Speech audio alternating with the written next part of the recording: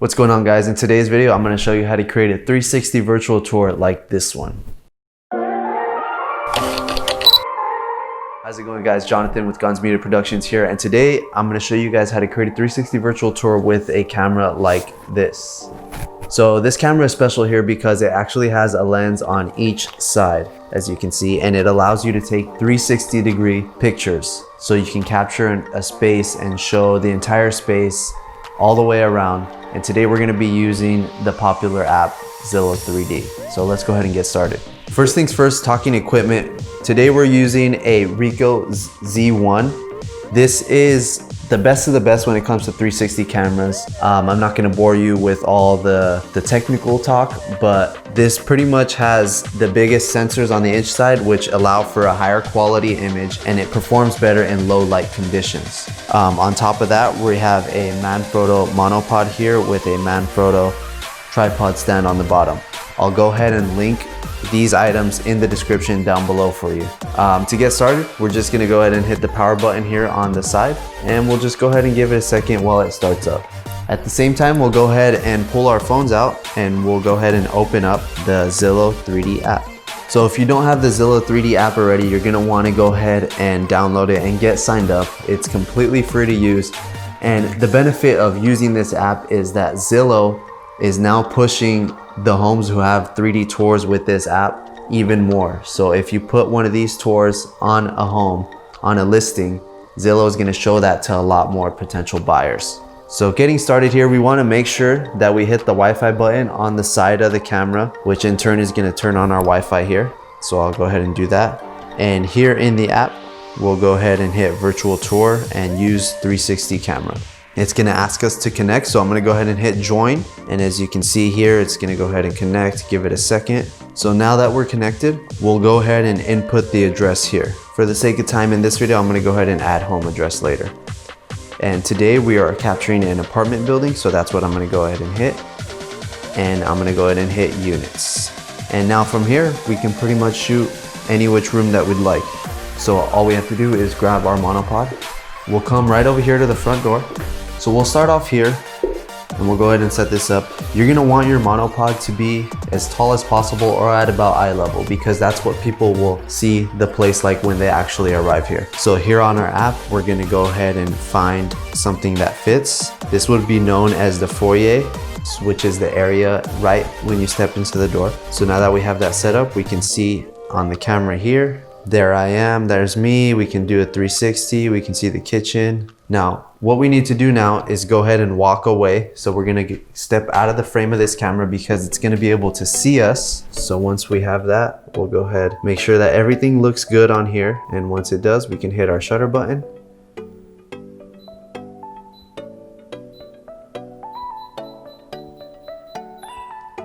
And it's as simple as that. We can go ahead and return to the camera and go ahead and shoot our next space. We'll go ahead and hit add here, and let's just go ahead and hit kitchen. So we'll move this over to the kitchen. And what I'm gonna do here is I'm gonna go ahead and put it right in the middle so that somebody can see there's a dishwasher here, there's the sink. From here, they can also see the stove, the microwave, and the fridge. If I were to put it all the way over here, it would be really hard for them to see the fridge and all the cabinet space over there. So we're gonna put it right in the middle. We'll step out of the frame again. And right here is good as long as we're actually not in the frame. So I'm gonna spin around and you can see we can't see us. So I'll go ahead and hit that shutter button. Let's go ahead and take a few seconds. Perfect, now we can go ahead and head back. And now it's as simple as rinse and repeat. So we're just gonna go ahead and hit add again. We'll move back this way, and let's go ahead and go into this little family room area or living room. In some cases, what I like to do is I'll go ahead and shorten this to an appropriate height. So I'll put it right about there. I'll move this over and I'll just put it right in the middle there, because the middle is most typically the best place to put one of these cameras. So now that we have that set up on our phone here, we're gonna go ahead and look for living room. So we'll go ahead and find living room there. Let's go ahead and step out of the frame once more. And as you can see here, you can still see me in the frame. So what I'm gonna have to do is I'm gonna come over this way. We're gonna go ahead and hit shutter. Perfect, now we can return to the camera. We're gonna go ahead and do the same for the dining room. Because there's a chandelier dangling here, I don't want to go right under the table. So I'll do one on this side and one on the other side. So I'll go ahead and put one right here. I'm gonna go ahead and hit add, and we'll look for dining room. So once we hit dining room, and once you start to get better at this, you can go ahead and start walking away. Hit the shutter button as you walk away to get out of the frame. It'll give you about 5 seconds. By the time you step out of the frame and come in here, it'll be done, and then you can go back. And now it's really just about rinse and repeating the process. So we'll go ahead and move. Once again, I'll hit add, and I'll go ahead and see what we can call this space. We can call this, we'll go ahead and call this one dining room as well. So if you'd like, what we can do is we can step into the room, we'll step out of the frame. And here on the screen, you can actually turn off the timer. So all you would have to do is simply hit the shutter speed on the bottom. You can do 3 seconds, you can do 10 seconds, or you can just simply turn it off. Hit the button, it'll take the picture, and now we can go back. Cool, now we'll go ahead and move into this bedroom. I will go ahead and place this right here in the middle. The camera can see both that side, this side, the TV, the bed, and the bathroom that way. So we'll go ahead and hit bedroom here, and we'll step out. So once we step out, I'm gonna go ahead and make sure everything looks good, and we'll hit the shutter. Perfect, let's go ahead and go back. And it's really as simple, guys, as just rinse and repeating this process throughout the entire place. Just make sure you label all your rooms correctly, and everything's labeled out nicely. Always try to go for the middle of the room. We'll go ahead and hit add, we'll hit bathroom, and making sure in a bathroom that there's no reflections in the mirror that can be seen. Looks good, I'll go ahead and hit the shutter button. The benefit of doing these Zillow 3D tours is that you really don't have to change a whole lot of camera settings on the actual camera itself. So you just show up, you push a couple buttons, and the camera works. So I'm gonna go ahead and put this one on the balcony real quick. We will leave that there in the middle of the balcony, step out of the frame, and I will go ahead and hit balcony there. Make sure that nothing is in the frame. And once I've got that, I can go ahead and hit the shutter button. All right, guys, so I'm gonna finish out scanning this place. We got one more bathroom and one more hallway to do, and then we'll go into the computer where I'll show you how to edit this thing. All right, guys, so here we are after getting our 360 tour all figured out and shot. We're here in the back end of Zillow. So we're gonna go ahead and click on our tour here. We're gonna go ahead and click here and hit edit tour. And from here, Zillow actually did some of the hard work for us. So the software can figure out and it can recognize that some of these rooms connect in certain ways, so we don't have to do too much here. So as we can see here, Zillow did make a little bit of an error. There's dining room and kitchen here. It looks kind of funny. You're not going to be able to click one or the other. So we're going to hit edit arrows, and then we'll go ahead and click on dining room. And we can just delete that connection because that shouldn't be there.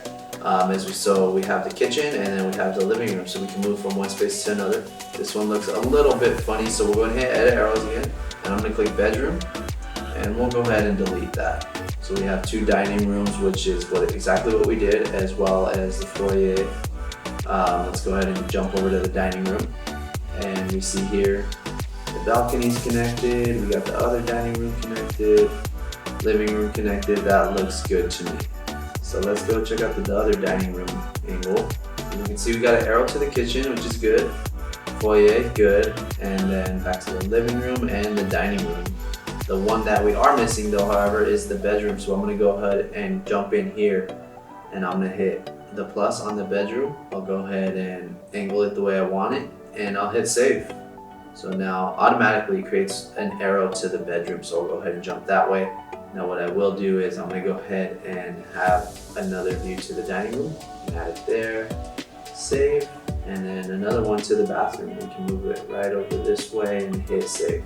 So we got 2 arrows side by side. Everything is looking good so far. Bathroom looks good. Bedroom should not be pointed that way. It should actually be pointed in a different direction. So all we're gonna do is simply move it back that way. And if I wanted to, I can create another arrow back this way into the dining room, but that would be funny because these will stack on top of each other. So we'll just do without that. So everything looks good to me so far, guys. Now from the living room, we should have an additional arrow pointed over towards the hallway. So I'm gonna go ahead and hit plus, and drag the hallway over, and I'm gonna go ahead and save that one.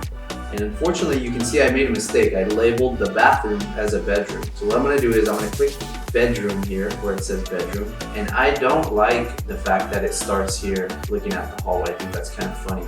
So I'm gonna go ahead and point it right over this way, and I can go ahead and hit set as default view.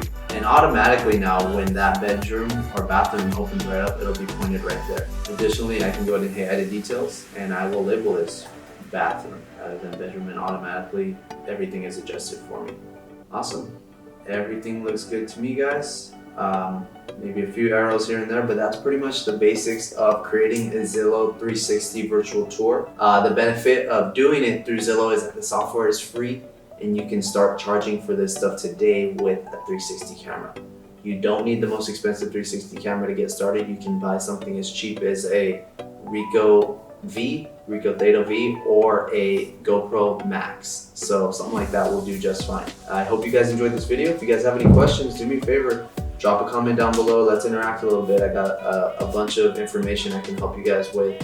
If you guys got value, do me a favor and hit the like and subscribe buttons down below. It's really gonna help the channel out a lot because I plan on putting out a lot more videos like this to help you guys in the future.